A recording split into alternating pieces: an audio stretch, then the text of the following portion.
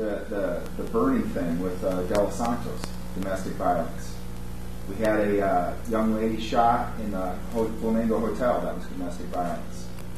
The murder that we had in early December or mid-December, that was not a stranger-on-stranger crime. They had a dispute. And that person was a white person. It wasn't a Latino. Well, it's to the point now where you can't even have an argument with anybody without fear of the other guy pulling the gun and going to shoot you. Wow. Just because of argument. I know it feels that way, but again, we don't have stranger-on-stranger crime. We don't have people jumping out of the bushes committing crimes in this community. We just don't. I think the majority of people don't believe that. I know. I don't believe what he's saying. Yeah. You know, I'm just saying, it's not just an immigrant. It's not, especially, like you said, they knew each other. Yeah. The De Los Santos, they knew each other. I mean, it was... Chief, are you trying to bring the minority population to the table in a meeting like this? No, I'm not. Is your police department trying to reach out to them? We reach out to the entire community. We do. I'm not trying to be abrasive here, Jeff. I'm just asking. No, if you work with the Hispanic, we've had yes, we do. concerns about this. Let me ask you a question. We have a long-standing relationship with St. Mary's Church.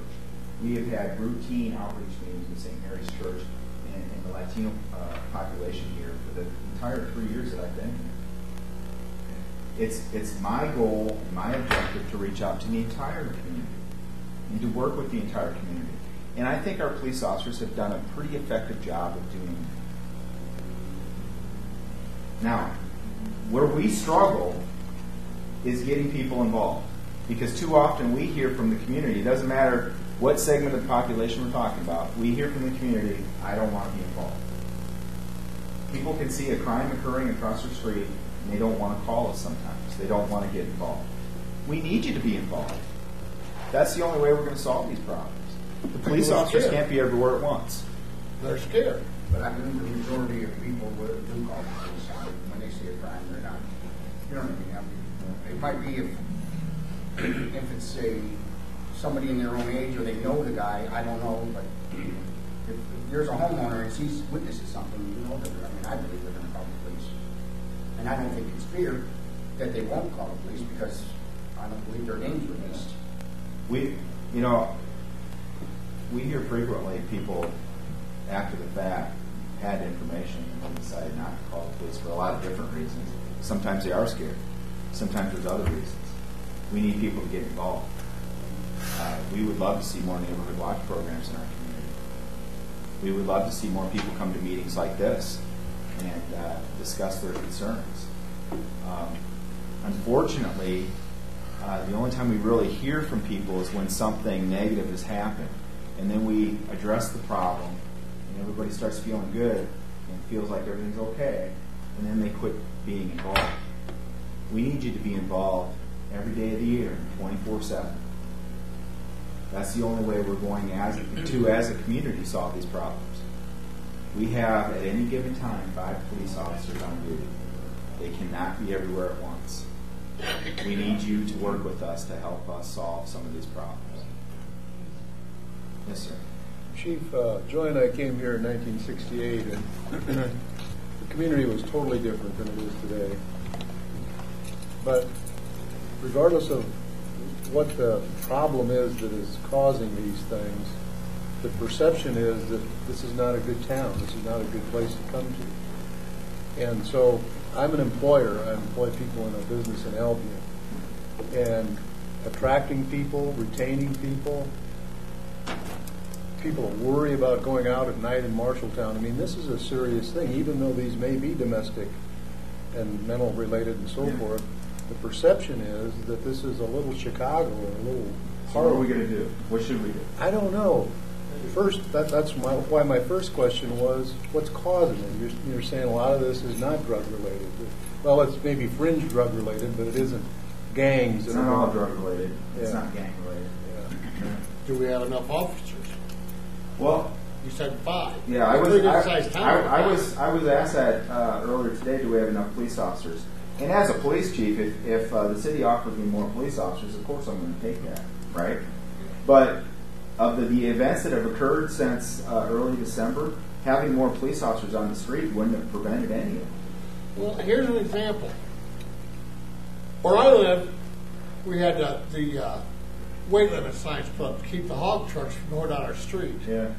Every time we'd call, we always get the excuse that the cops are on something else. Mm-hmm. Every single time. We're busy. And, well, then that should be enough to make a city get you more officers in. I mean, granted, what we're calling about is not a big thing, but it's just the fact that every time they're busy, they're on something else. By the time they show up, the thing's long gone by then. Yeah. We're a busy police department. There's no doubt about that. And we have to prioritize the calls that we receive. So a call like that is going to be a low priority call. And I'm not saying it's not I'm just using it as an example. No, I know. Every time right. they're busy. But if you called and said there's two guys fighting in front of my house, you're going to get an immediate response. But sometimes people won't call. They can look out their window and they can see something going on that they know is suspicious, and they just don't call. See, and that's a lot of the reason why we don't call anymore, because it doesn't do any good. Nobody shows up. Well, we don't have an opportunity to do any good because you don't call. And that's what I'm saying. There's no sense in calling anymore. Because every time I've called in the past, there's always something, more important. And I understand it might be, but every single time. If you called the police department, sir, and said that there was a fight across from your house, or you think there's a drug deal going down, or you think there's something violent about to occur, we're going to show up. You got to call us. We need you to call us. Yeah. We need you to work together as a neighborhood on some of these problems too, by the way. Because if you work together as a neighborhood, we could solve some of these problems. Nancy. I just had that happen probably in the last month.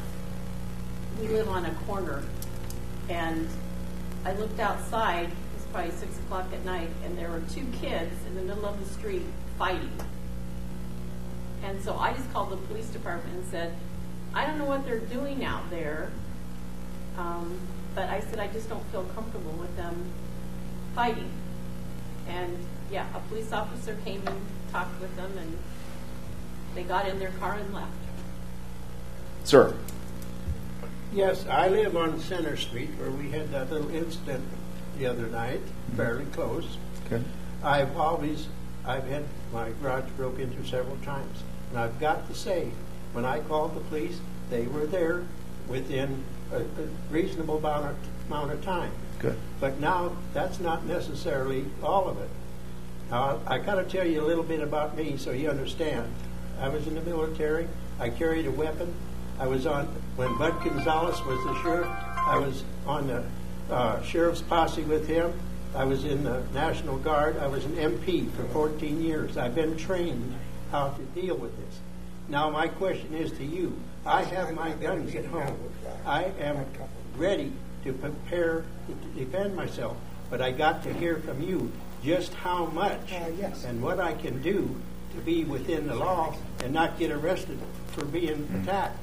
Yeah. I'm not a lawyer. Okay, so I cannot give you legal advice. This is why we have this problem in Marshalltown. We can't defend ourselves. We have to depend on... No, that's not true. You have the right to defend yourself. What I'm telling you is I can't give you legal advice. But what should I do? Tell me, what should I do if a guy breaks in and he's got even if he doesn't have a gun, he's in there, he's going to do some damage. Yeah. He's there for a reason. Yeah. What can I do? Yeah. And what I'm trying to explain to you, sir, is I cannot give you legal advice. In other words... No, let me finish. So what I would ask you to do is call the police and call 911 if you can. If he's in my house let already? me finish. That doesn't mean that you cannot defend yourself. Okay? What I would suggest to you is that if you have a concern about that, you would talk to a lawyer or talk to somebody that you know that can give you legal advice. As a city employee, I'm not allowed to tell you what you can or cannot do in that situation. That's why we should probably have a lawyer here at this meeting to let us know, because we don't know how or what we can do to defend ourselves and not go to jail for defending ourselves. I belong to NRA, and there's situations in there all the time where a person has defended himself and he wound up in jail, but he was found innocent, but he had to wind up in jail first to be proven innocent. Well, and I don't think anything like that has happened in Marshalltown that I'm aware of. We support your right to defend yourself. I cannot give you legal advice about what you can and cannot do. Okay, I'm sorry, I just can't. we really need a lawyer here to tell us all Okay. what we can do to defend ourselves. Yeah. Okay. I thought maybe that's what I was going to hear tonight is, okay, you can do this, you can do that, but I'm not. And that's what I need to know. Okay. I know how to do it. Sure. But if it's legal I reckon. or not. Yeah, I appreciate what you're saying. I would suggest you talk to a lawyer. But we don't need everybody carrying guns around here. That's just chaos. I've carried a gun for 45 years. I'm an honest, tremendous person. All right. I've never used it on anybody, That's- but I do know how. That's a good topic for a different discussion. Okay, it's a different discussion. And we support your right to carry a firearm, known firearms. We support everybody's right to defend themselves. We really do. I can't give legal advice. What we would love for people to do is when they're having a problem, they have a concern, is that they would call us. That's what we really need for people to do. And we need more community involvement. This is a community police department. And we can't be successful or effective without your involvement. And we need more people that want to join neighborhood watch groups. We need more people that want to join other groups that can help deal with some of these social problems that we're experiencing. Yes, sir. You, in your experience with other communities, have you observed marketing programs or efforts by the community to try to offset the image that they have? I mean, if we can't if this is not a systemic problem and we can't fix it that way, these things just happen, then the other side of it is to try to go out and cover up those happenings with a marketing program that sells the virtues of the community. Yeah. Have you seen that? I think that's a discussion that's above my pay grade too. But here's what I will tell you: we have a good community here. We have a lot of great things going on in this community. There was an event held last night at the high school that discussed a lot of the great economic development opportunities that are occurring in this community, a lot of the volunteer efforts that are occurring in this community. There's a lot of great things going on. I think it would be a great idea for you to come to a city council meeting and discuss with the elected officials, discuss with the mayor, some things that we can do as a community to promote some of those positive things. And we're not trying to cover up anything. We understand that we have some crime issues that we have to deal with. I think the police department has been pretty effective in dealing with those issues. But the root cause, the social issues, the domestic violence issues, the drug and alcohol addiction issues, that's going to take a community effort. The police department can't solve those by ourselves. And I think sometimes people think, just arrest people, throw them in jail, and that'll take care of the problem. It doesn't take care of the problem. It doesn't. And a lot of these folks, we arrest somebody for domestic abuse. How long are they going to be in jail, Mike?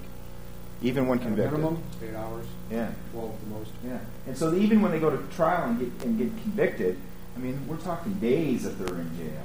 Okay? And when they get out, they still have a problem with violence. So what are we doing as a community to address some of those issues? The police department can't solve those by ourselves. I think we're a component.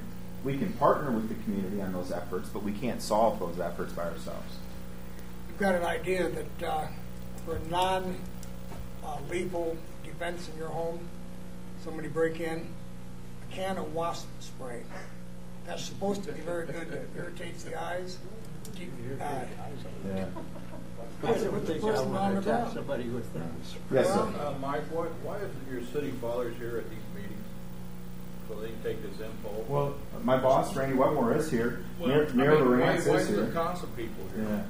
I think they will be. We have 3 meetings scheduled. Everybody has scheduled. Everybody can't be here at once. Again, these are very informal. These were meant to be very informal events too, folks. So please help yourself to some refreshments in the back. Okay, this wasn't meant for me to be sitting up in front of everybody talking, because I got Captain Batterson here and Captain Hankin here. They're happy to talk to you and address concerns as well. Our main goal here is for you to understand that we work for you. We're interested in your ideas and input, and we want to hear from our community, not just when bad stuff is happening, though. We need to hear from you throughout the year. We need your help throughout the year to make sure that Marshalltown is the best that it can be. Yes, sir. Yeah, a couple of things, Mike. First off, I know you've had some tough times, and I want to go on record and say I support the police department. I think you've got a fine police department. But I do have a problem, an issue with you. Okay.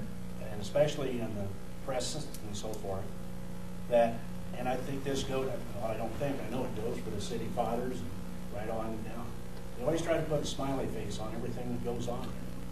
And I was disappointed in your comments that we don't have a crime problem any greater than anybody else. I would have thought a more appropriate thing is we're very concerned about this and we're going to double our efforts and so forth and so on, rather than it came off as, yeah, we ain't any worse off, we don't really have a problem. Well, we do have a problem. Yeah. We have a drug problem. And whether you want to understand it or think we do or not. As far as the mental health thing, that's an issue that really disturbs me, and it especially disturbed me because you were there the other night at the listening post and so forth. And what the governor is doing on cutting down on mental health, closing 2 facilities and so forth. Well, this is bigger than just Marshalltown. This needs to go to the governor's office and so forth to see what can be done to get that funding back where it should be and even increased and so forth. So we talk about all the good things going on. Yeah, there's a power plant being built and the hospital and all that. Those are buildings. I'm more concerned with people and the quality of life that they're going to have when they're living in this town and so forth. And you and I have had that discussion, and I've lived here for 70 plus years, and it sure isn't the town that it used to be. And I realize that times are a lot different, the conditions are a lot different. But I can honestly say that I'm very proud to say that Marshalltown is my home. Okay. And I respect your opinion, okay? You have to remember that when you see me talking on the news, you're getting 30 seconds of about a 20-minute interview, okay? I've never tried to say that we don't have criminal issues here, okay? But I am not willing to say that the sky is falling and that our problems are worse than anywhere else, because as your police chief, and in my professional opinion, they're not. And we're addressing those issues as they come up in the police department. And I am proud to call Marshalltown home, and I am proud to serve you as your police chief. I know that we have some problems that need to be addressed. It's going to take a community effort to do that. Yes, sir. I just have a question. What, could we get a lawyer to come in and answer some of these questions? Could we do that? Contact a lawyer anytime. And well, I mean, here at a meeting. Well, I don't think we're going to bring a lawyer to any of these community meetings because that's not the function of these meetings. For legal advice? No, that's not the purpose of these meetings. Yes, sir. Do you think we're, as a community, attracting people that are more likely to commit crime? No, I don't. I think we have a difficult economic situation here. I think we have people that need help with education, that need help, just a hand up sometimes. I don't think we're attracting people that are more prone to commit crime. And I think people automatically assume because we have a diverse community that we are crime-ridden. I don't think that's accurate. I think that's unfair. I think that our diversity is something we should celebrate. I think it's one of our community strengths. I don't think that we're attracting people that are more likely to commit crime. Yes, sir. You're saying that the diversity we have in here doesn't have anything to do with the drug trafficking going through here? No. I disagree with you. I worked in a community of 7,000 I don't people care that's where you almost work. all white. We're talking about Marshalltown. And I'm telling you, the drug problem in the white community was significant as well. And where's it coming from? It's coming from all over the country. And I don't think it's fair to blame one demographic of people. Well, it's sure funny that the news tells us it's coming from the South. I don't think it's fair, in my opinion, to blame one demographic of people. I don't think that's accurate. I think that's where we're making a mistake. We don't want to realize what's going on here. Okay. We're blind to it. So what are... I've lived here my whole life, and I've seen the change come in this town, and I know when it started.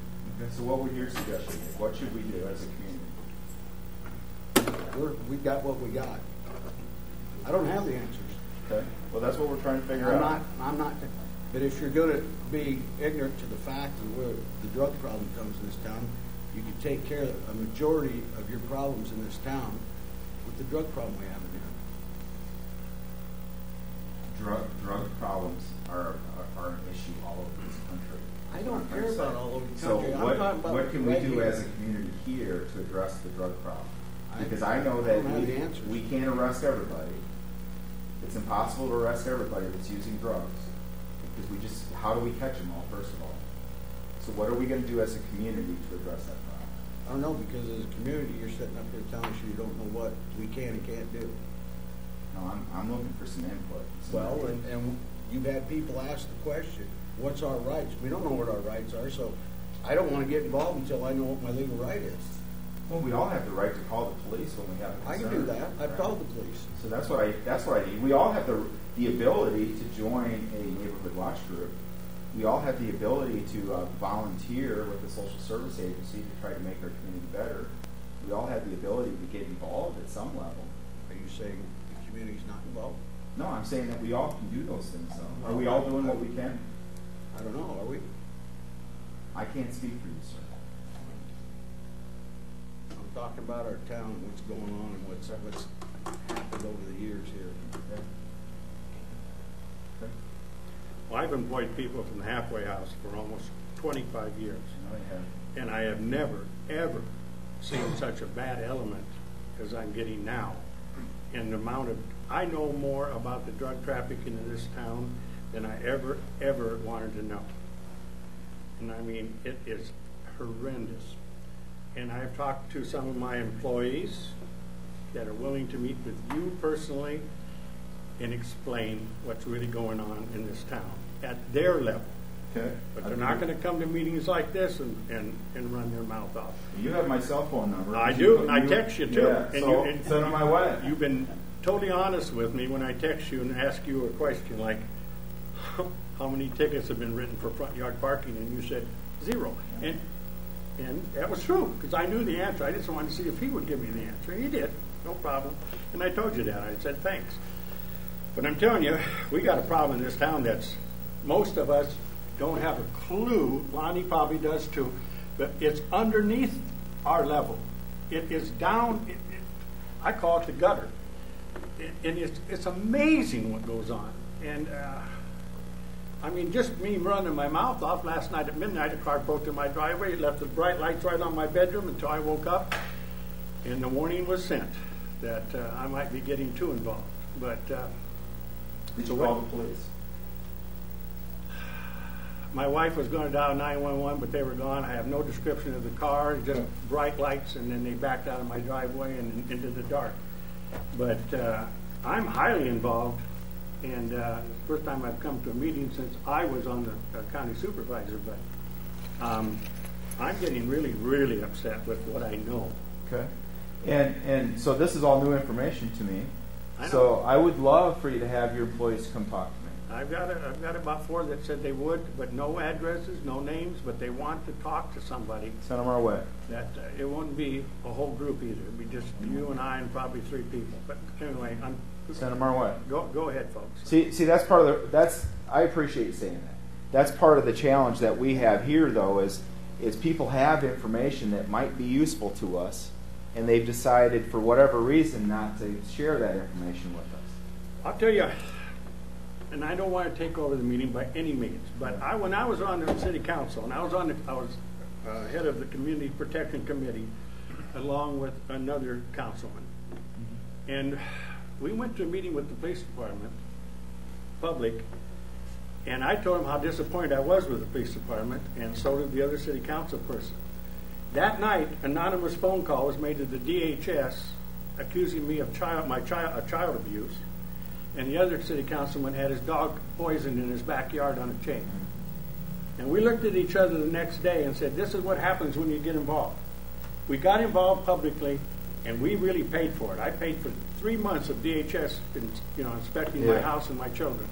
Can I ask you this? Yeah. Was I working here at that time? No, I'm not talking. I know, but here's the situation. Or here's I guess my perspective. I think I've established a good reputation in this community of being helpful. You have. Of being transparent and of being open. Okay? And I don't disagree that some people may not always agree with what I've done or the decisions that I've made. And I understand that sometimes we can't always do what everybody wants us to do.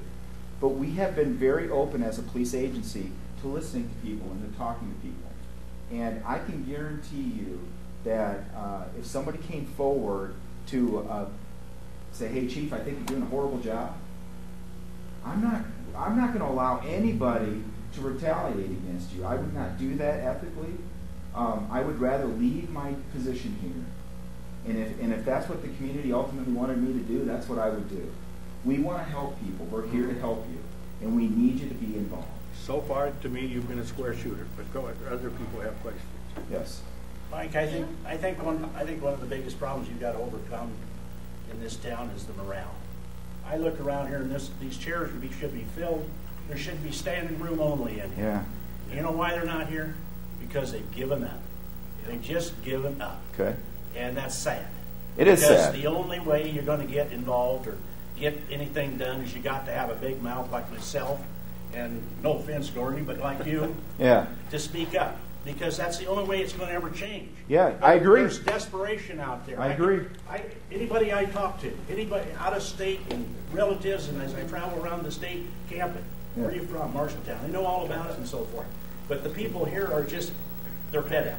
And they feel it's useless to come up here. And I dare to say, I hope I'm wrong, but I bet you don't get many more than this the next two meetings. You know what, though? I hope you do, but I bet you don't. Here's what I would like to say to that. I wasn't sure what to expect for a turnout. I was concerned that we would maybe get 4 or 5 people. So we've got a room full of people right now, and I'm very proud of the fact that this many people have shown up, and it's baby steps, okay? Because you all are going to leave this meeting today, and you're going to go talk to people, and they're going to talk to people, and we're going to spread the word. We're going to push the information out. There is no reason why the council chamber shouldn't look like this on the 2nd and 4th Monday of every month. The city council wants your involvement. Mayor Lawrence is here. He wants your involvement. We want your involvement in this, in the future of this community, and we want you to be part of that. And we want you to give us your input. We work for you. We need that. I watched TV last night, Channel 8, and I was disturbed when I saw there was a meeting, and I thought there was a miscommunication. I thought that meeting that was last night was the one that was tonight. So I did call you and left you a message. And I do want to thank you for calling me back this morning. Yes, ma'am. And clarify it. Yeah, that wasn't our meeting. No. But there again, when they had press last night, you don't have press here tonight. Oh, we do. The paper's here. Chuck Carpenter's here. KFJD's here. Okay. Yeah. But, Lonnie, you've been waiting patiently. Oh, I'm a smiley guy. I'm Lonnie Hoagland, 47 years old. I've been in business my whole life, since a little kid. I've grown up in the town forever. You're trying your best. When I called you 3 days to you being a police chief, you said, you don't even come up and see our city hall. You remember, let me come down and see your facility. You do towing. You're one of our vendors, come on down. And you looked and you're professional and you're trying your best. I'm listening to everything. People gotta say he's having problems. Gordon's got to call when they're out in the driveway. I came up here and you said tonight, let's make this informal. I felt like a little kid sitting in front of all the people the other day when I come up here and said, here's a list of 200 businesses that are good. Did I give you the list 6 months ago? Marshalltown does have a horrible misconception. Because you see the 10 businesses that are horrible. But I was going to whine and complain about the 10 businesses that were horrible, but I said, I started to write them down, but I saw the other 222 that were good. And I said to city council people, the mayor and all these people, what can you do? There's nothing wrong with it. It's okay. We don't need to do nothing. If there's a law of a car parked in a front yard, change the law. How many tickets did you write? None. Well, then if there's a law that says, I'm not saying about cars, because that's my business. Right. I'm saying junk in people's yards, garbage. If there's a law that says get rid of garbage, then make them get rid of it. Yeah.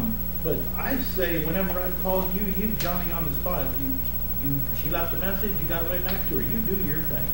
I call up there, you should get a secretary. Hello, this is the police department, Chief Tupper. You're as professional and good as you can be. You need that pat on the back. But Marshalltown does have a misconception. I went through a divorce 3 years ago. You say a lot of the problems is domestic stuff. Yep, this gentleman over here arrested me for getting in a fight with my wife. It was in the police report that said I resisted arrest. No, I didn't. I said, I'm not leaving this house. I paid for it, it's mine. She can leave. Because when it's domestic, all you trained officers know the fire's flamed up then. But it was that she can leave. But the domestic stuff has got to be your worst problem. But that's water over the bridge, that. But my wife, when we went through the separation there, ended up getting divorced. Got 2 little kids, one that's 6 and one that's 8 now. We agreed on a lot of stuff. We agreed that they're going to grow up in Grinnell. That might be better. What the heck? They're only half hour away from their dad. But her pickup had been broken into in my garage. Had the center console cleaned out. And you heard about some story in the TR a while about my smiley face being stolen. My big snow globe was stolen out of my front yard. I live at 204 Plaza Heights. You go out the back entrance of Yonkers. It's the 6th house behind Yonkers. I think it's a decent neighborhood. But this murderer guy was supposedly arrested at the other end of Plaza Heights. I'm at my shop working here, and murderer arrested at Plaza Heights. I thought, oh God, maybe he broke into my house. He's at my house. But my snow globe was stolen. Her console was cleaned out. My orange light up pumpkin above Say Hi was stolen off my front porch. I had another snow thing, a Christmas thing that was gone out of there. I don't think I live in the neighborhood, but when I got a hold of them and said, hey, this is the last straw, come on now, they took my smiley face out of my front yard. I didn't care, but it's the point that it's little stuff that's been taken. A while back, I called 911, maybe the non-emergency 754-5725 number, and said, hey, my son and myself were going over on Southridge by the little pond east of Plaza Heights over there, and there's like 3, 10, 11, 15-year-olds playing around on the ice. I know it's not cold enough to have someone out on that ice, right by that little pier that comes out.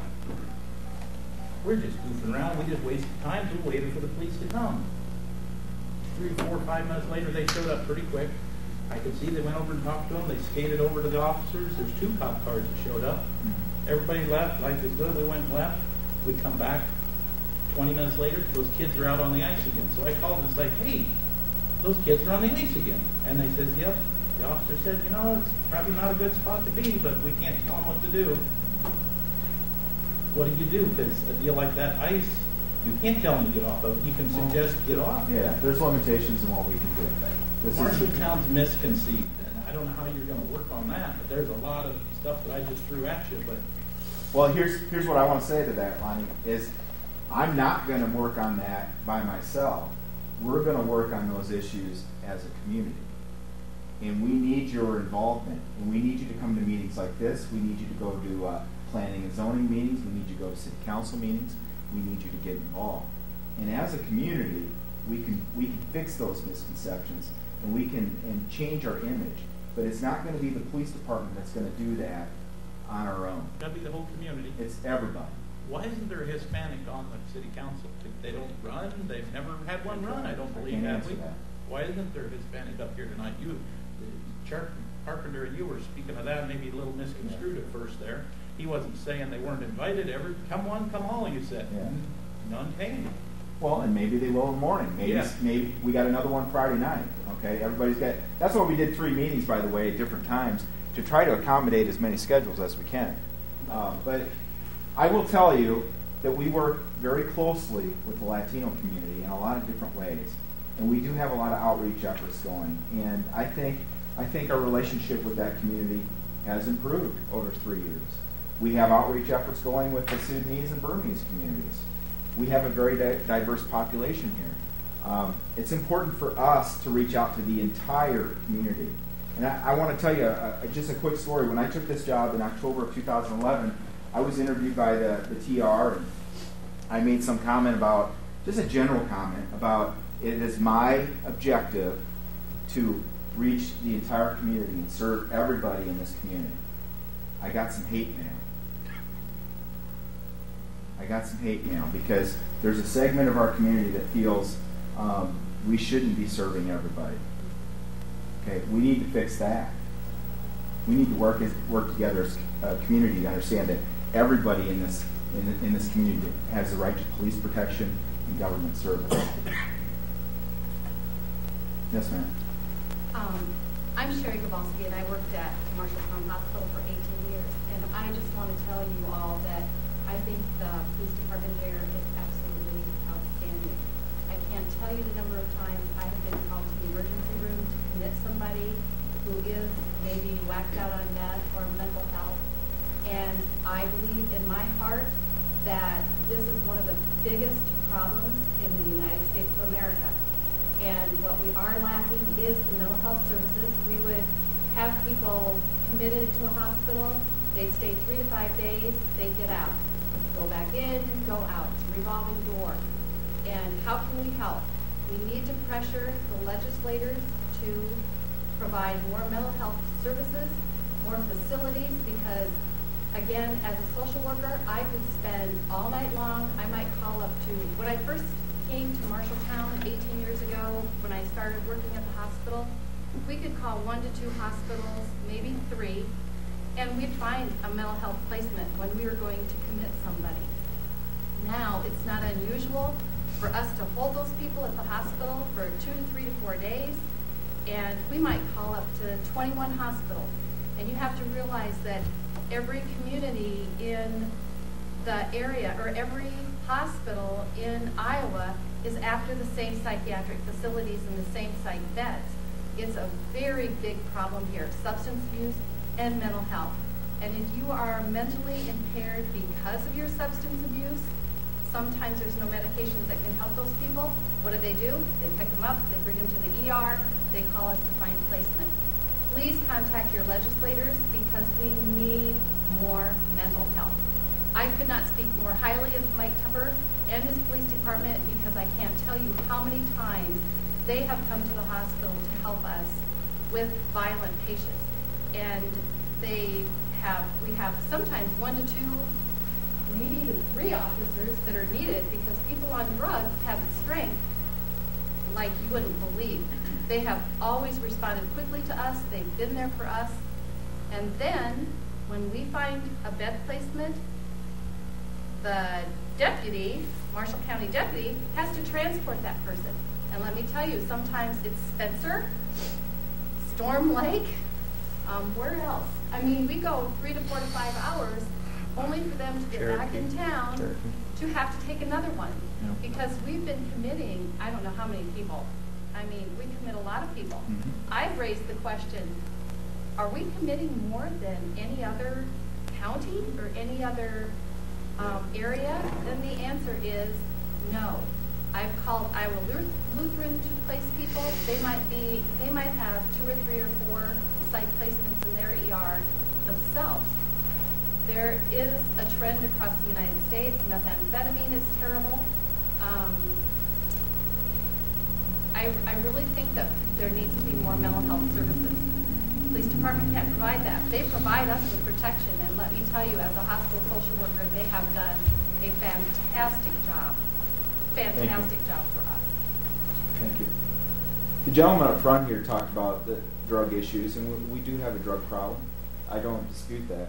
But we don't, even though there's some organizations in town that are trying to help people with those problems, I don't think we have enough of those resources at the community level to get those people the help that they need. And what we see with mental health too often is even when we're able to get people committed, and by the way, it's very difficult to get somebody court committed, and you would think that if somebody is acting what appears to be in a crazy manner, for lack of a better term, okay, that they would automatically be committed. Judges are very limited in who they're going to actually commit. And so sometimes people that need help can't get it because they don't meet the legal requirement for a court committal. But even when they are committed, it's usually 3 days. And when somebody's in crisis, 3 days isn't long enough to even help stabilize them. Okay? And then people that need to be on medication to treat those issues, it can take months sometimes to get that all figured out. And people aren't getting the help that they need for the length of time that it needs to be there to get those problems figured out. So they end up back in the community and they're not stable.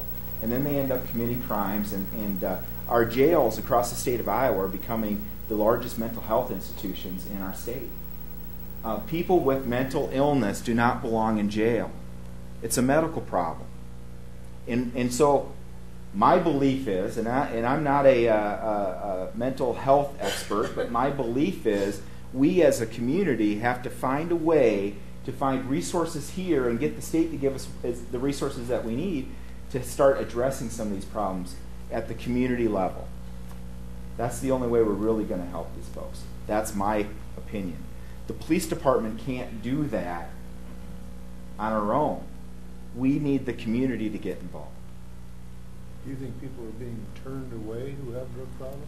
Turned away from help? I think they feel that way because when they call and want to make an appointment with a counselor, they're told sometimes because there's not enough counselors or not enough resources, we can see you in a week or we can see you in 2 weeks. Is that Satusi? No, I'm not speaking for any organization. I'm just speaking for the people that talk to me. Okay? So people that I know that have sought out help sometimes have to wait weeks to be able to even see anybody. And so if you have a problem and it takes a lot of courage to say, hey, help me. And then you go to try to get help, and it's not that people don't want to help, it's just that we don't have enough resources. And so then they have to wait for it. How would that make you feel? I would think that when they want the help and they call for it, they are ready and they need to get the help. Yeah, that would, in a perfect world, but we don't have the resources necessary to do that sometimes. You know what? I want to say that we have, with Center Associates and Satucci, we have some great people, great organizations in this community doing great things. And they're doing the best that they can too, but the resources are limited, in my opinion. Mm-hmm. Well, the three rehab places, the Mason City, Cedar Rapids, and Des Moines, has a tremendous waiting list. Mm-hmm. And those are the three that I know of. And it makes it a no-win situation when you have someone who gets out of the hospital and the doctor prescribes this medication and they don't have any income, they don't have a job, they don't have any money, so they're not going to fill the script. And so, I mean, I could tell you stories all night long about things like that, but financial resources, lack of insurance, lack of employment, it's just a bad situation. Yes, sir. I'm trying to think of the words I want to say, but the system is broke. It's broke here, it's broke in Iowa, it's broke across the United States. It's overwhelmed. It's out of control. I think what we need to do as citizens is hold our politicians to the fire, and we need to have them held responsible to make laws to help them. You guys got a thankless job. I don't know how you do it. I wouldn't want to be a police officer for all the money in China right now. Take the Ferguson. That police officer had a split second to make a decision. And to have a town turn upside down over that because that officer had to make a decision. And I don't think there's anybody in this room that could sit there and say that he made the wrong decision. He did what he had to do. But it's the drugs and the unemployment, it all plays in, and you guys have to live with it. You're not counselors. How many domestic calls do you do in a week? I couldn't tell you off the top of my head. A lot.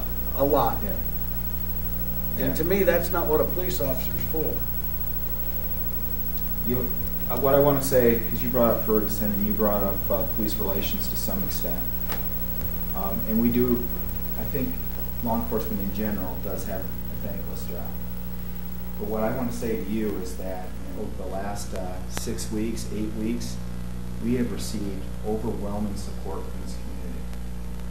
And I think that's what makes Marshalltown special. And I think that's why we can fix some of these problems as a community if we work together. Because we're not being attacked, we're not being demonized, and certainly there are people in the community that may not like law enforcement or may not like me personally, and I respect that, I understand that. But overwhelmingly, by and large, we have received so much support from this community. Our break room has been full of cookies and cakes and everything else this week. I've had to run my boss out of there several times because he's got a sweet tooth, but we are getting a lot of support. And I think that's what's special about Marshalltown, and I say this all the time. What's special about Marshalltown is the people. And the thing that I've been so impressed with over the 3+ years that I've been here is the number of people that will step up to a cause and fix a problem, address a problem, do whatever they got to do to make the community better. The Roundhouse fundraising is an example of that. Our K-9 fundraising efforts 2 years ago, an example of that. The United Way effort this year, an example of that. We raised more money than ever with the United Way. And it's all because the people in this community step up and support worthy causes. We're concerned about crime in our community. We need to step up as a community and work together because the police department needs your help. We cannot be everywhere at once. We need you involved. We need you to come to meetings like this. We need you to join a neighborhood watch group. If you haven't been to our Citizens Academy, sign up for that. We need you involved in this community. And there's a lot of other things that you can get involved with in this community that are going to help us address the crime problem. Education is an issue. People that don't receive a proper education are more likely to commit crime. Would we all agree to that? So what can we do as a community to help the school district to make sure that kids are getting what they need and getting the education that they need? There's lots of stuff going on out there that we can do. Third grade reading has a group put together. The school district has all kinds of programs that they can use help with. Big Brothers and Big Sisters need volunteers and mentors. I just talked to the director of that program today. They have a hard time finding mentors for kids. There's lots of things that we can do as a community that's going to help. We just need you to get involved. And once you get involved, we need you to stay involved, because here's what happens too many times in communities is we get excited about a problem, and then after we feel like things are fixed, we go back and no longer are involved. You need to stay involved. Yes, sir. I'll say one thing. In the last few years, I did one ride-along with the city police, and I've done many ride-alongs with the county deputies, and I am amazed at how professional everybody is. We have great law enforcement. They make split-second decisions that just blew me away. They were professional. We have a great group of law enforcement here. Were you also amazed at what goes on after midnight in this town? You bet I was. You bet. Everybody should ride with them. I did too. And I was absolutely flabbergasted when I would normally be home sleeping, what is going on. There's a whole culture that must sleep in the daytime and come out at night like those little bugs that run around, because it's the damnedest thing I ever saw. Yeah. I mean, I was slipping and sliding in the emergency room on blood. I mean, how did I end up there at 3 in the morning? Because I rode with the police. You know what else you're going to see when you're riding with the police? You're going to see a lot of great things going on too. Okay? And I know sometimes we all get caught up in we want to ride with the police and drive fast cars fast and chase after bad guys. Okay? But you're going to see our police officers interacting with kids and families and helping people. And you're going to see a lot of community members, by the way, helping us. And you're going to see a lot of community members helping each other. And we get to be witness to that. So there's a lot of great things going on in this community too.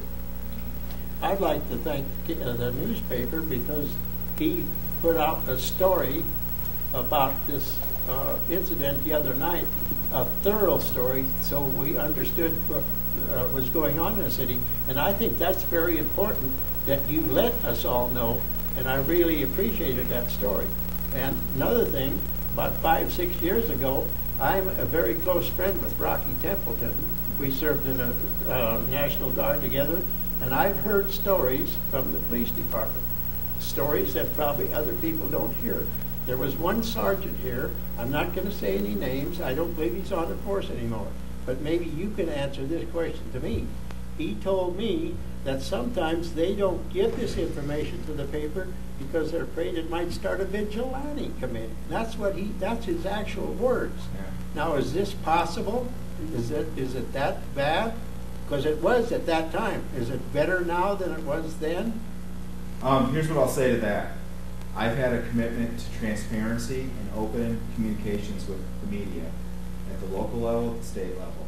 Okay, I'll let these guys say if I've lived up to those commitments. But we are we try to be very transparent with the media, and we share a lot of information with the media because we believe that you need to know what's going on. That's right.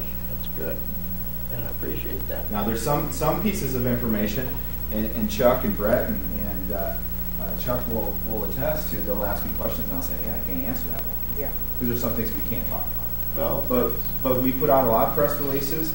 We do a lot with. Is everybody in here signed up for Nixle, our emergency notification system? We're doing a lot with that. We're doing a lot with Facebook. We try to push out as much information as we can. Everybody should be hooked up with that. I'm not Facebook, but Nixle or Facebook, so you can electronically send it to everybody. Maybe people don't know how it is. Do we have any vigilante? I mean, do we have any gangs in this town anymore? Do we have the right to know if we have that situation? Do we have individuals that claim to be part of gangs? Yes. Do we have what I would call a gang problem or an organized gang effort? No, I don't believe so. Mike's worked here a lot longer than me. What do you think? We do not. We've had some in the past that tried to associate themselves when it was the up-and-coming trend to be claiming that you're a gang member. They were wannabes, if you want to call them that. The trouble with them in this community was they would single themselves out by dressing in the gang colors and taking part in the gang lifestyle. Well, when you're at Center in Maine and you're dressed in your blood or your Crips outfit and you're committing a crime, you're going to naturally attract the attention of law enforcement. After a while, the more times you get arrested for doing, shoplifting or whatever crime it was, eventually even the slowest person decides, boy, that's just not what I want to do anymore. I'm tired of going to jail, tired of getting fines by the judge that I can't pay. And so the element moved on. Could I make a request? Yes, sir. I live in an area on Center Street down here where the alley is more traveled than the sidewalk. That's right down behind the apartments down here. All hours of the night, I have lots of traffic down there. And this is where I've had, the break-ins haven't been like it was several years ago. But is there any chance that maybe you could run a patrol car down that alley once in a while at night? Our patrol commander's sitting in the back, and he has noted that information. We'll take care of that. Right behind Grant Apartments in that alley is, it's really a traffic area. And I live right there. Yeah. You know what? You brought up something that I do want to give the cops in the room a pat on the back for, and we'll take some credit for, not all the credit. But when I took this job, burglaries were a big concern here. Burglary crimes have gone down significantly over the last 3 years, and every year there's been a decrease. I know that. So that's a the fact. cops are doing a great job in addressing those property crimes, and we've had a lot of success with that. But we can do a better job. You know how we're going to do a better job is getting you involved with Neighborhood Watch and getting more people to call us when they see something going on in the neighborhood. Not the next day or 2 days or 3 weeks when it's later happening. when we can't address the incident right away. Unfortunately, that alley, I couldn't call you every time I see something suspicious because you'd be in my alley 24/7. It's on the patrol list now. We got it. Nancy. Well, quite a few years ago, because of financial things with the city, part of the street lights were turned off. Are they all back on again? Or are we still? It's called the Iowa Trust. Right, I know. But I guess I'm just thinking when you're talking kind of what I call petty theft of things like that, is because the neighborhoods are dark. So are the lights? Yeah, they're on. Are they all on? If they're not on, it's just because the bulb's out and you turn that into a light and you get it on the list. Right, okay. Well, that's why I just didn't know. I mean, I know in our neighborhood it's not very bright. We have a few lights, but I just didn't know if they were all on all over the city. Who's responsible to do a street light when it's burned out? Because I had one in my neighborhood burned out for over 3 weeks, and I would think the officer driving by would note that. You know, and they do, but sometimes they may not see it too because they're looking in another direction. Dark. I mean, so that's an example of where the community can work with us. So if you see a street light out, call me. Yeah, that's what I did. I'll make sure it's taken care of. We just it was burnt out. It was right across our street from our house, and I just called the police department. I said, I don't know who I'm, not on 911, but on the regular number. Said, I don't know who I'm supposed to be calling, but there's a street light out, and they said, yeah, we'll get it on our list, and it was probably within the week they had it. Just let us know. If you want it fixed, call Alliant. Yeah, well, that's what I didn't know.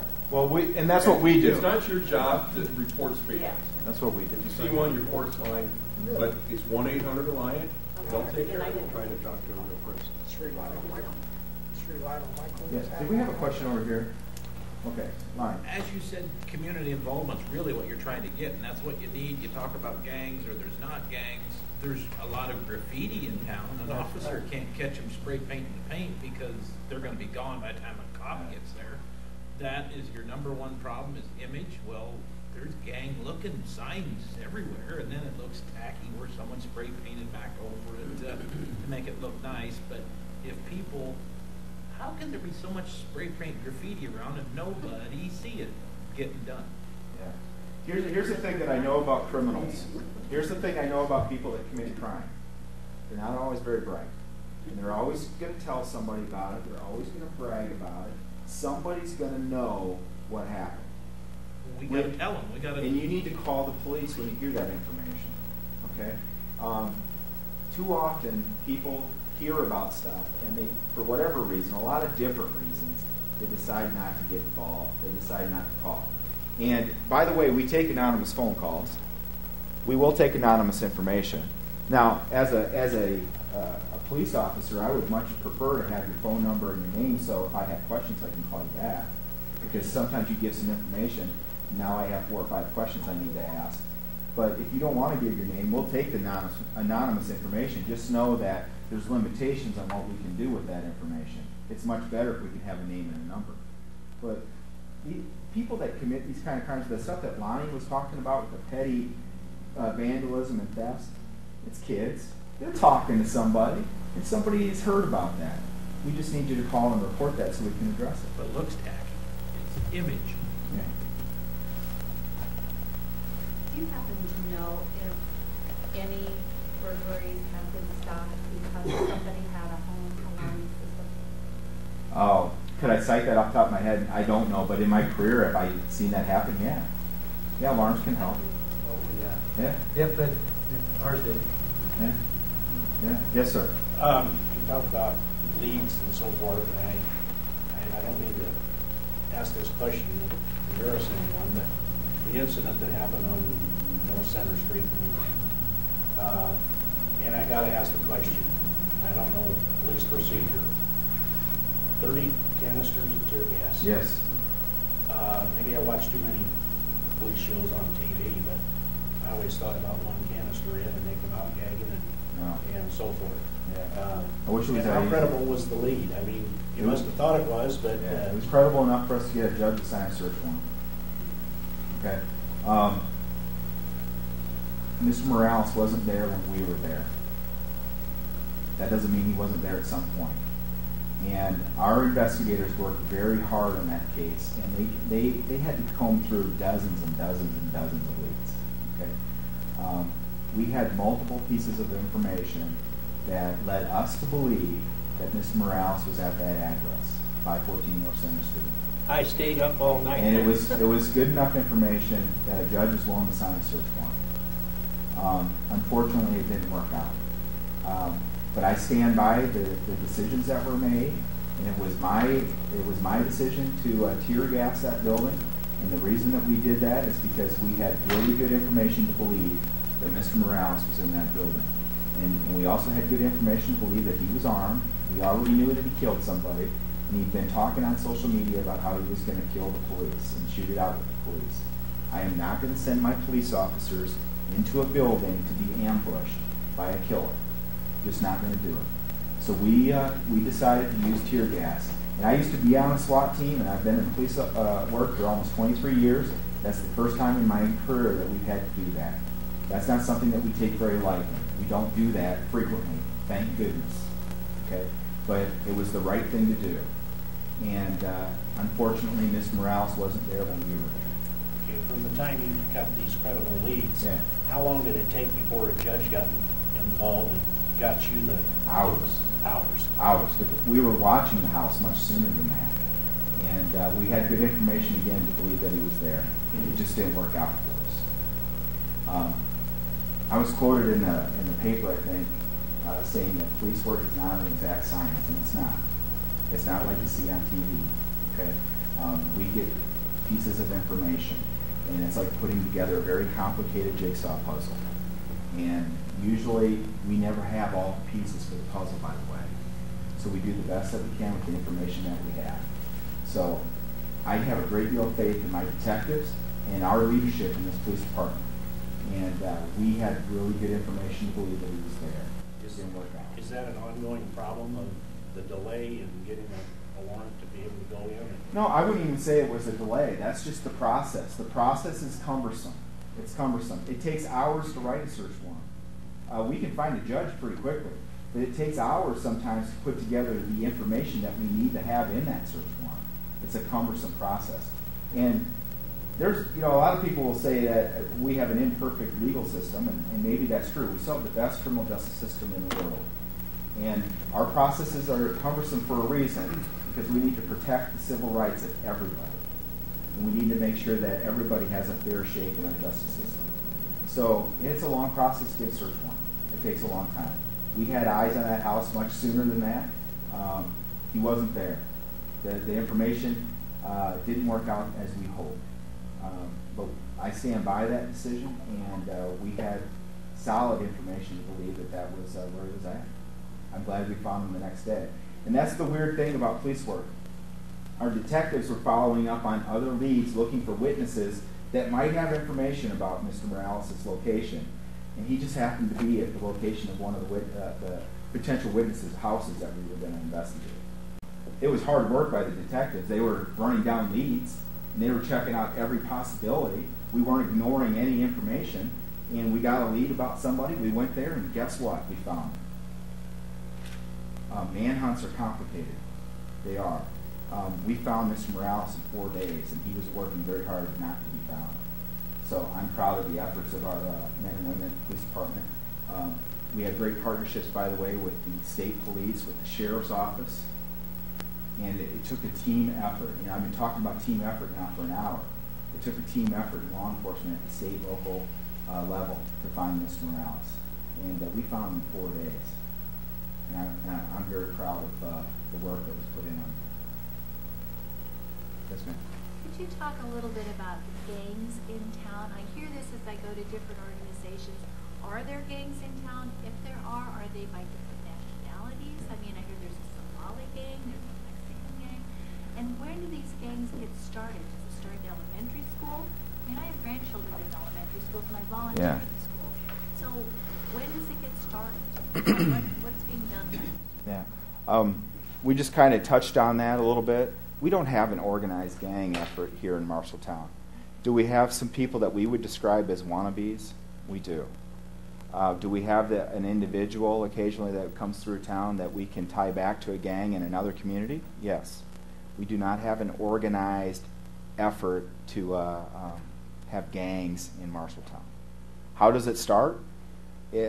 Sometimes it's in the home, sometimes it's in the school. There's lots of ways. Do we have drug cartels then? Or tip of one? Organized drug cartel activity. I'll let one of the other guys that work here on. To me, there's a difference, I'm assuming, Chief. Yeah. There's a difference between a drug cartel and a gang. Yeah.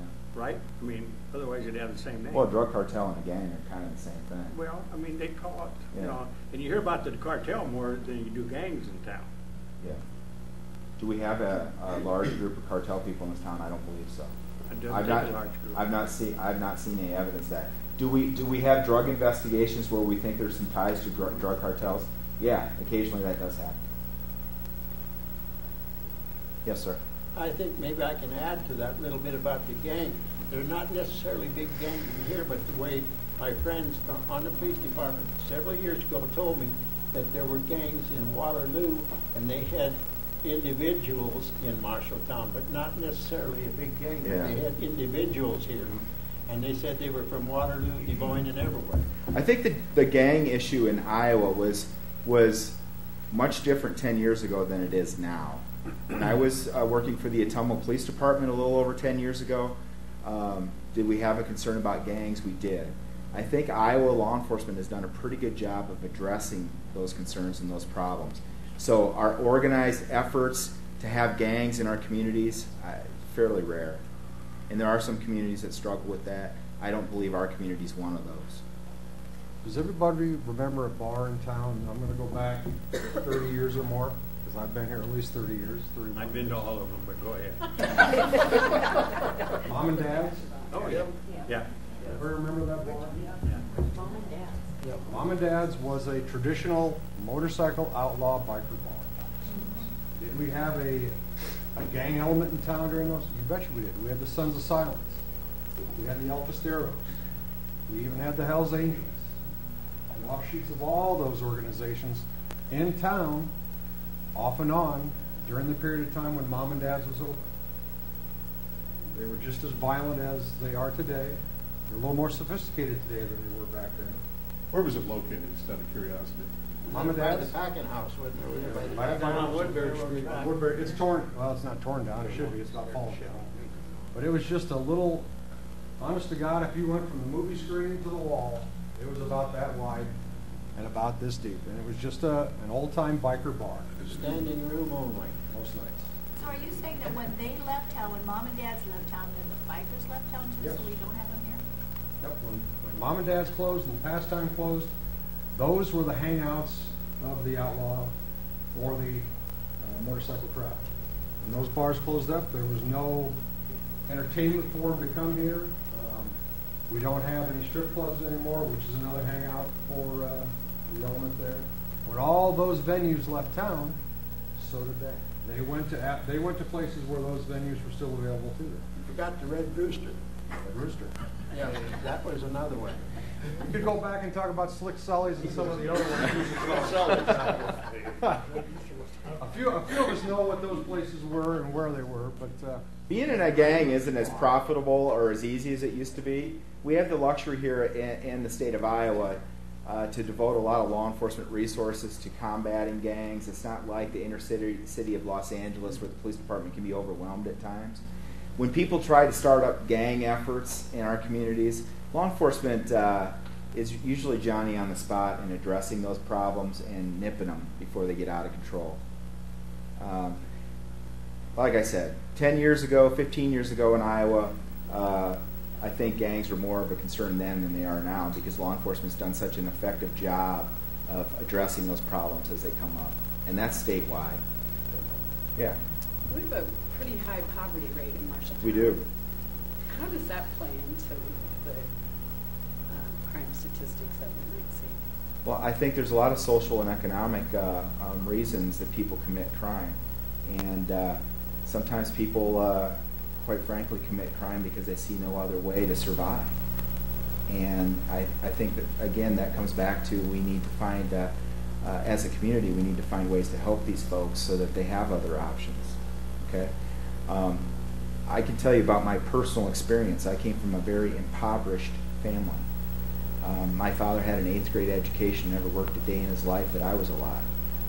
My mother had a high school education and worked her tail off to try to take care of my brother and I. My father was a raging alcoholic, so I understand addiction. My father was also a very abusive person. I understand family violence. I understand that kids can survive that stuff if they get help. It's a miracle that I'm standing before you as your police chief because I should have been an alcoholic. I should have not been educated. But I had some people in my community that thought I was worth something. And they made sure that I was going to be successful.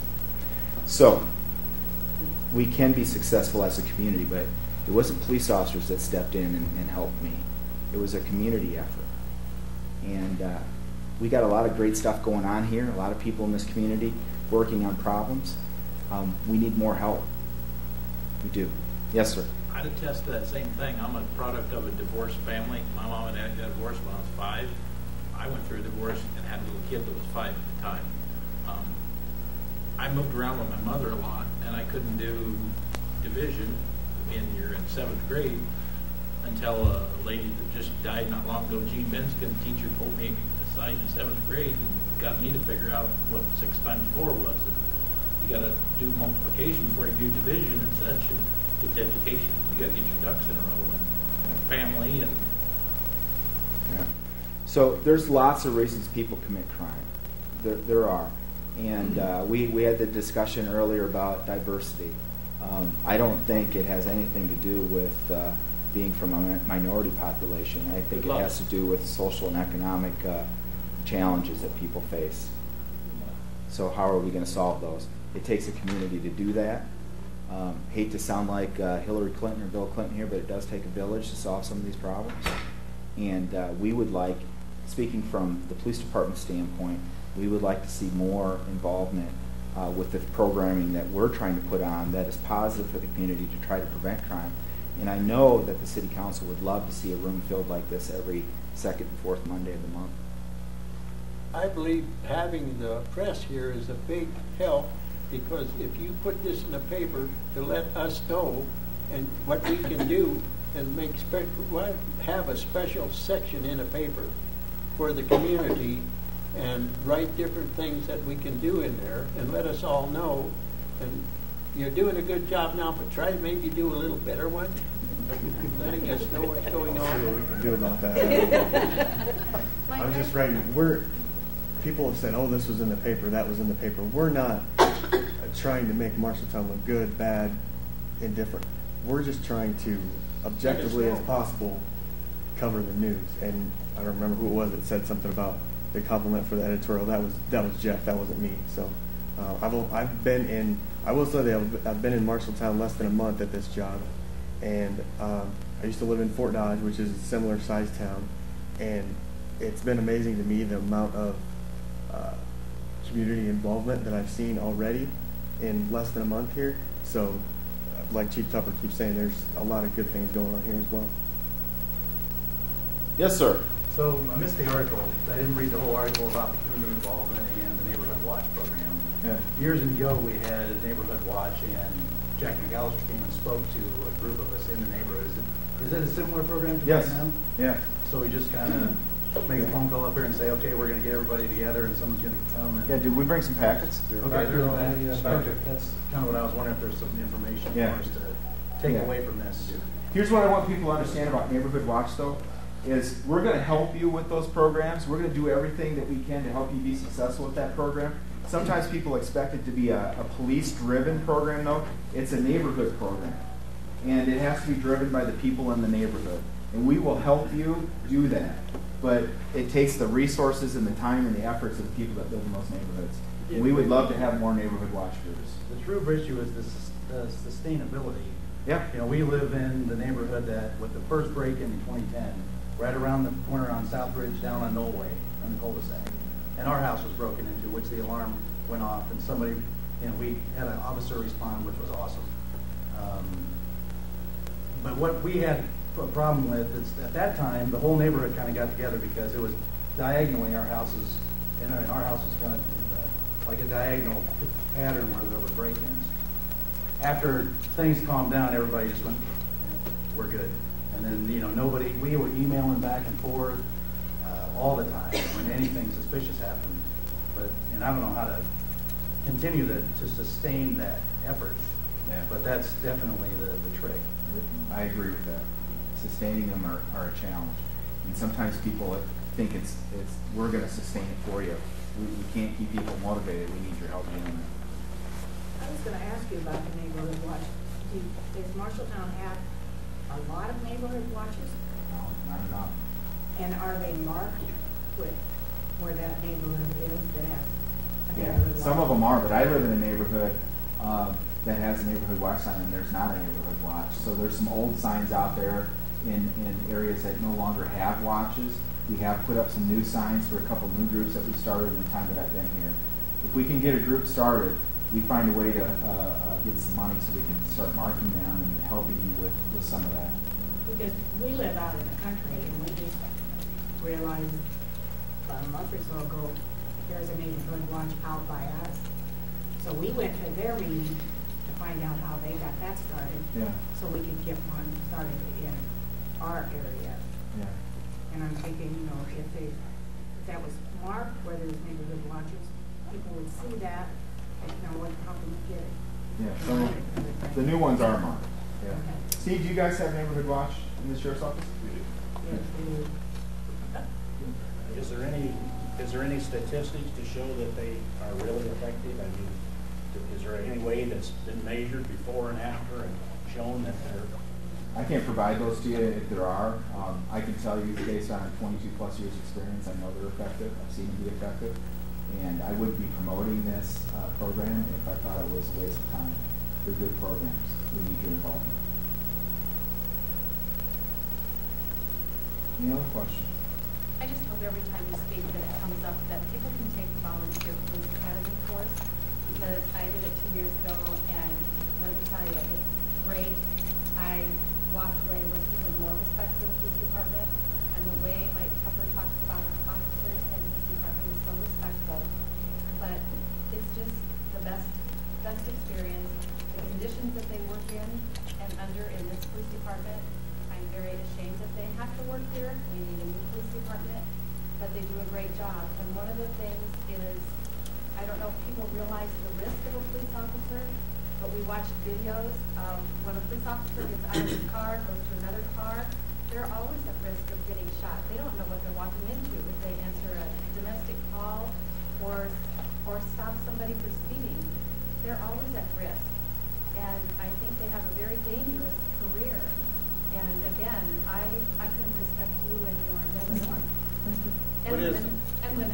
And women. What is that program? When is it? What is it? What is it? We have a Citizens Police Academy that we hold once a year. And we just put out an announcement back in January that we were seeking applications for that. And it's one Tuesday a month for 10 weeks, or a week, I'm sorry, one Tuesday a week for 10 weeks from 6 to 9. Usually starts in March and ends in May. And it's a great way for you to learn about the police department, some of the problems that we face, some of the things that we do. You get to interact with a lot of really cool people, and so you don't see me very much because you get to interact with the people that are actually doing the job. And it's just a great way to learn about your community police department. I was on the first one. It's very cool. Yeah. Very cool. So if you haven't been through it, I would encourage you to try to get sign up for that opportunity. I will tell you that it's almost February, and it didn't take us very long to find 30, 35 people, and so we're getting pretty close to being full. But if you would like to apply, give me a call. I'll hook you up with the person that's in charge of that program, and if we can't get you in this year, we'll get you on the list for next year. Okay, give me a holler. Chief, there are a couple of questions about Hispanic involvement, and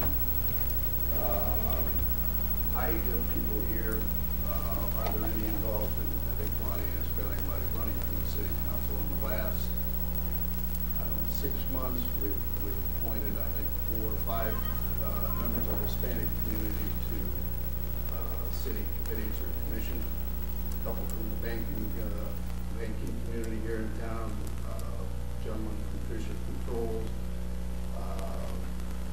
lady who's been a volunteer coach for Park and Rec in the soccer program. So it's a matter of identifying people and just asking them to get involved. And I'm sure people here work with, live in the neighborhood with members of the Hispanic community, maybe friends with one. Encourage them to get involved, fill out an application for these vacancies. Those commissions turn over and have resignations regularly, so there's always an opportunity. And go a step further, invite them to meetings like this. I think that's the way you build a community, is by asking your friends, asking your neighbors to get involved with you. And so we currently have a couple of vacancies that I know of on the city commissions. So if you know of someone, encourage them to sign up. If you don't feel like comfortable doing that, but you think they would be a good addition, send their name to me. I'll call them on the phone, arrange a meeting, and talk to them. Because we want involvement from every aspect of the community, as the chief has said. So this is all out. Yes, sir. Take that a step farther. I think us as people in Marshalltown, the diversity's here and it's going to stay. And I don't care what ethnic group we're from. Everybody has their problems. We've had it before they were here. We've had it. My experience has been,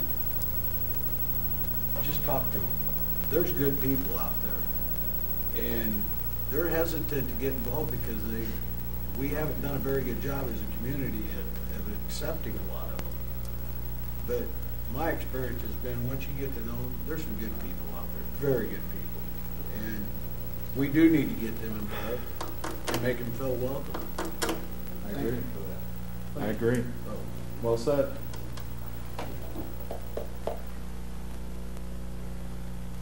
How big is a neighborhood watch? How much area does one take in? It's up to you. It can be as small or as large as you want it to be. I'll tell you that, from, I guess, personal experience, you don't want it too large because you want everybody to get to know each other. It's about building relationships. But it can be, it could be 2 houses, it could be 20 houses, whatever you want it to be.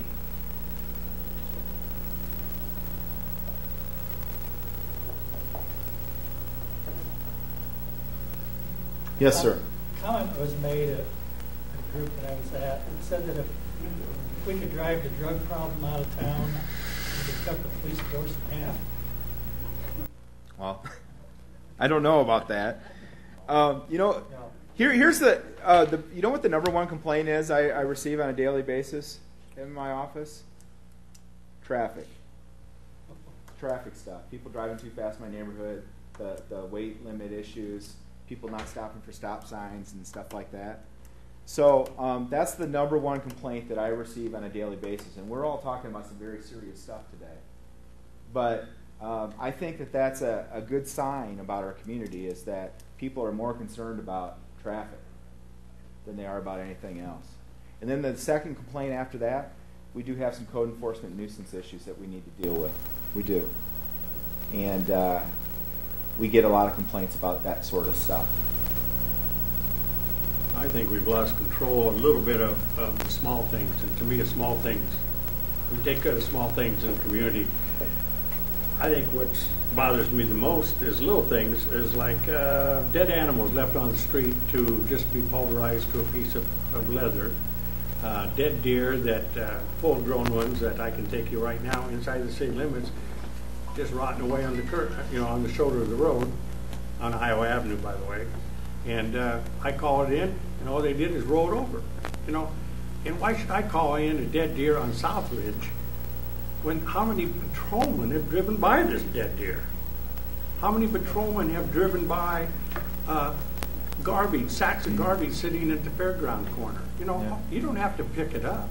All you have to do is call it in. I found out that the street department's very amenable to picking it up, but they got to know about it. And as citizens, I think it's cool that we do this, but you guys are traveling all the time. Why not just call it in and keep going? We do a lot of that. And I think you raise a valid concern and a valid point, and I appreciate you saying that, because I'll be the first to admit that sometimes maybe my cops can do a better job with that sort of stuff. I don't disagree. But I'll go back to what I said very early on when this meeting started. We all have a responsibility for addressing these issues and policing our community. And sometimes maybe the officers haven't seen it. And I always tell, I do a lot of training in the community dealing with violent intruders and active shooters. And one of the things we always talk about is don't assume somebody else is calling 911. Okay? Call right away and get people started. Okay? So this is kind of the same thing. Don't assume that somebody else is going to call. Don't assume that somebody else is going to see it. Just please call us. We had two armed robberies next to my restaurant. Yeah. And when I come to work in the morning at 4:30 every morning, I drive by Rose Hill Cemetery. And for a while, I couldn't believe, what is that light up there? What is that light up there? So I drove in one night, and it was a police car. He's sitting there running the computer, all glowing at night. And we've had 2 armed robberies down there. My suggestion was, after I became, I said, you realize everybody here is dead. And I know he didn't like that comment. Yeah. But I was driving a point home. Come down there in front of my place or the gas station at the convenience store and do it there. And then you've deterred somebody. And you know something? After I talked to you, he wasn't there anymore. But that makes no sense. Why we'd sit in the middle of a cemetery doing that? I know it. Okay, let me try to explain it. Go ahead. Okay, let me try to explain it. If you've never been inside a police car, but when we have the computers up and there's a lot of lights and stuff on in there, we have no peripheral vision at night, and it's dark, and we can't see what's coming up on us. So sometimes the officers sit in isolated areas so they can get their work done and have less to worry about as far as being approached, because what if somebody comes up to the car wanting to do harm to that police officer? He's sitting out in the middle of nowhere, and I could see the glow from the highway. I think somebody else is. Yeah, but it's less likely he's going to attract attention or have somebody approach him in that setting than he would be in a parking lot or a business. But I would appreciate him sitting down at my place. No, you raise a valid point and concern. I'm just trying to explain to you why sometimes officers sit in isolated locations especially at night to do their paperwork. I do understand, Chief. I just had to bring it up. All right, I appreciate that. Anything else? You said something at that meeting the other night that I didn't realize. You said you only had, what, 5? 5 people working. And if 2 of them are in this part of town and 2 of them in that part of town, you've only got 1. Yeah. So I think that makes the point where this community is really important, that we have our own little community. What was that? Neighborhood watch? Yeah, neighborhood watch. Yeah. That's one reason why it should be encouraged more about neighborhood watch. Is there anything that the press can do to help us advertise? They have. They've published my press releases. I've talked about it. I get to write an article once a month that's in the TR. I'm on the radio. I talk about it. The press has done a really nice job of advertising our programming and some of the things that we're doing, not just at the police department, but citywide. We have a lot of great partnerships with the media here locally, and we appreciate that. And I just want to say thank you. Thank you, Chuck.